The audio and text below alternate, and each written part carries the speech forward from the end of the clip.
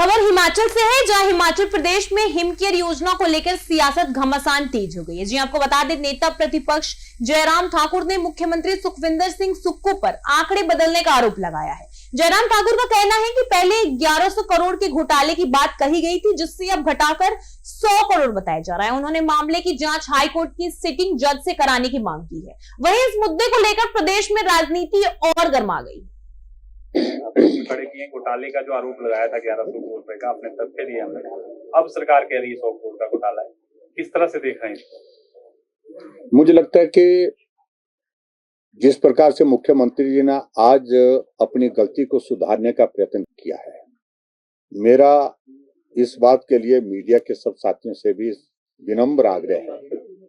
हमारा मीडिया के प्रति बहुत बड़ा सम्मान है, लेकिन जो फैक्ट्स आपको ऐसे लगते हैं कि वेरीफाई करने लायक हैं, तो उनको छापने से पहले वेरीफाई करना चाहिए। मेरा विनम्र निवेदन है आप लोगों के सामने। मैं आज बात कह रहा हूं, मुझे पीड़ा के साथ कह रहा हूं और जिम्मेवारी के साथ कह रहा हूं। हिमकेयर योजना जब हमने 2019 में शुरू की थी, बिल्कुल आयुष्मान के पैटर्न पर हमने इस योजना को शुरू किया था। यानी कि आयुष्मान भारत के अंतर्गत जो कवर होते थे परिवार, उनको आयुष्मान भारत के अंतर्गत कवर करने का प्लान था। लेकिन बहुत सारे लोग हिमाचल प्रदेश में ऐसे थे जो आयुष्मान भारत के अंतर्गत कवर नहीं हो पा रहे थे। उनके लिए हिमकेयर योजना के अंतर्गत 5 लाख रुपए का हेल्थ कवर दिया गया था। और हमको भी इतना उम्मीद नहीं थी कि ये योजना इतनी पॉपुलर होगी, और पॉपुलर होने के साथ साथ में हिमाचल प्रदेश के गरीब लोगों की जिंदगी बचाने में इतनी कारगर होगी, इतनी सार्थक होगी। बहुत बड़ा रजिस्ट्रेशन का दौर शुरू होने के बाद बहुत बड़ी संख्या में जो लोग, गरीब लोग जो अपना इलाज नहीं कर पाते थे, जमीन गिरवी रख करके इलाज करते थे, लोगों से, रिश्तेदारों से उधार लेकर के अपनी जिंदगी को, उस दर्द को कम करने के लिए, इलाज करने के लिए हॉस्पिटल जाते थे विवश होकर के, उनको हिमकेयर के अंतर्गत लाने के बाद बहुत बड़ी मदद मिली। और मैं इस बात को आपके सामने अंदर भी, मैंने आज माननीय सदन के अंदर भी कहा कि जब इस योजना को हमने आगे बढ़ते देखा, चीफ मिनिस्टर काउंसिल की मीटिंग में भी मुझे पूरे देश के मुख्यमंत्री के सामने हिमकेयर पर अपना व्यू पॉइंट रखने का मौका मिला, जहां मैंने अपनी बात कही, जिसमें बहुत सारे राज्यों ने हिमकेयर के आधार पर, इस पैटर्न पर अपने अपने राज्यों में योजना चलाई स्वास्थ्य के डिपार्टमेंट में।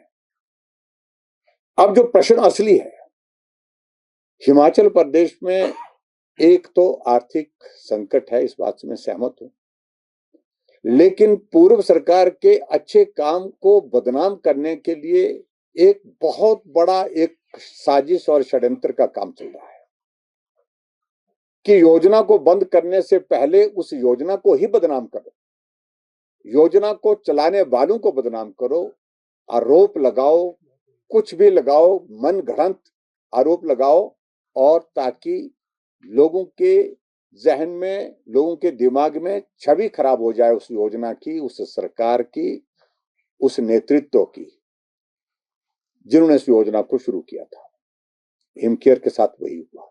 और हिमकेयर ही नहीं, हिमाचल प्रदेश में दर्जनों योजनाएं हिमाचल प्रदेश में जो भारतीय जनता पार्टी की सरकार के दौरान चली थी, हजारों नहीं लाखों लोगों को उनका लाभ मिला। एक एक करके उन योजनाओं को बंद किया। और सबसे बड़ी योजना हिमकेयर, जिस पर उनको लग रहा था कि बंद किया जाए, ना किया जाए, बार बार मुख्यमंत्री ने सदन के अंदर बार बार कहा है कि हिमकेयर को बंद नहीं करेंगे, क्योंकि इसका इंपैक्ट बहुत मैसिव होगा। लेकिन अचानक अब 3 दिन पहले कहा कि हम हिमाचल प्रदेश में हिमकेयर को बंद करेंगे और हिमाचल प्रदेश में हेल्थ इंश्योरेंस की कोई नई योजना शुरू करेंगे।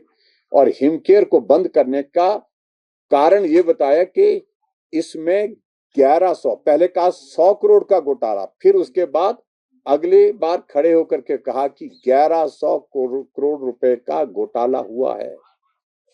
अब आंकड़े आपके सामने आज मैंने सदन के अंदर भी प्रस्तुत किए हैं।